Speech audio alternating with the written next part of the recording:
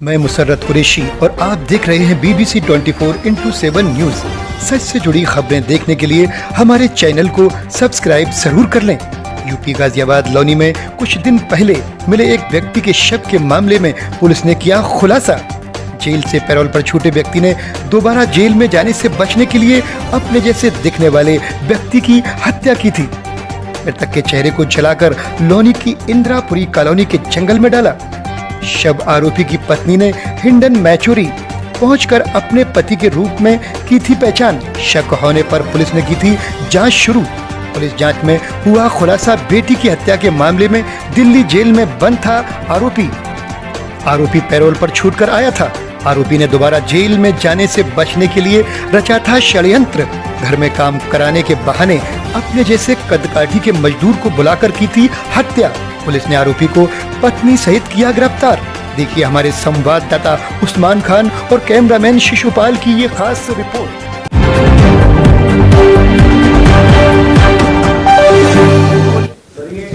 मामला हुआ है जो आज क्या प्रकरण है पूरा?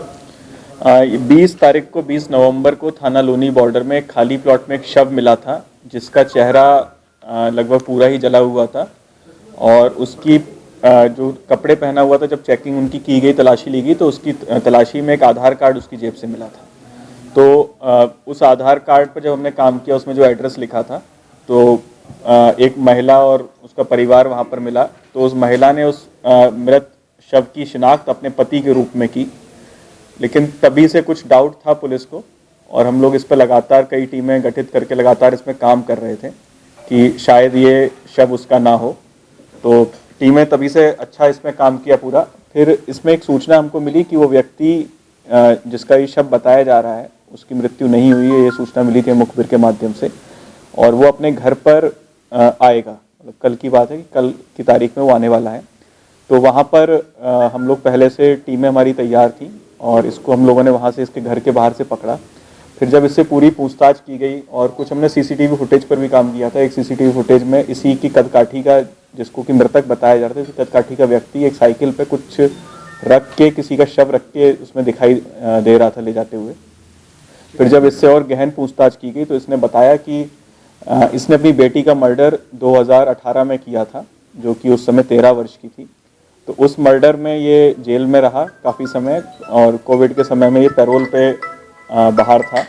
पैरोल पे बाहर आने के बाद इसने इसकी पैरोल की अवधि ख़त्म होने वाली थी। इसके अलावा बहुत ही जल्दी इसको ऐसा लग रहा था कि इसको सज़ा भी इसमें हो जाएगी इस मामले में अपनी बेटी के। तो इसने पत्नी के साथ मिलकर अपनी ये प्लानिंग की कि हम लोग इस तरह से करेंगे और किसी एक मज़दूर को ये अपने घर पर एक दिन पहले लाया, कुछ काम करवाया, झांसा दे के उसको लाया। फिर उसको इसने अपने कपड़े दिए और बोला कि अगले दिन ये पहन के आना। फिर घर पे इसको बुलाने के बाद उसके साथ इसने शराब पी और उसको बहुत ज़्यादा इसने शराब पिलाई। जब वो शराब के नशे में हो गया तो इसने और इसकी पत्नी ने चारपाई के पाए से कई वार करके उसको गंभीर रूप से घायल कर दिया और उसको मार दिया। फिर उसको ले जाके रात में उसका चेहरा वगैरह वहाँ पर उसका जला दिया ताकि इसकी शिनाख्त ना हो पाए और सबको यही लगे कि इसने यही दिखाने की कोशिश की मुझे ही किसी ने मार के यहाँ पर डाल दिया है। वो व्यक्ति डोमन रविदास था, जो कि एक मजदूर है, दिहाड़ी मजदूरी पे काम करता था। उसको ही अपने घर पे लेके आया था और इस तरह से जानबूझ के इसने पूरी प्लानिंग करके इस तरह से उसको मारा। इसकी शिनाख्त जब हम लोगों ने इस पे काम किया तो करावल नगर से एक मिसिंग रिपोर्ट हमको मिली। करावल नगर लोनी बॉर्डर से लगता हुआ थाना है। तो उसमें इसके घर वालों ने मिसिंग रिपोर्ट दर्ज करवाई थी कि उनके घर का ये व्यक्ति डोमन रविदास इस तारीख से मिसिंग है। तो ये उससे कनेक्ट हुआ और फिर उसके घर वालों ने भी सब चीज़ें, हुलिया और सब चीज़ें देख के उनको फोटोग्राफ्स दिखाए गए तो उन्होंने पहचाना कि उनका ही ये परिवारीजन है जिसकी मृत्यु हुई है। तो इस तरह से इन्होंने पूरा प्लानिंग करके ये काम किया था, लेकिन बहुत ही अच्छे तरीके से एसओजी देहात और थाना लोनी बॉर्डर पुलिस के द्वारा इस ब्लाइंड मर्डर को, घटना को खोला गया, जिसका की अलग रूप देने की कोशिश की गई थी। बहुत ही अच्छा काम टीम के द्वारा किया गया है और इस टीम को पुरस्कृत भी किया जाएगा।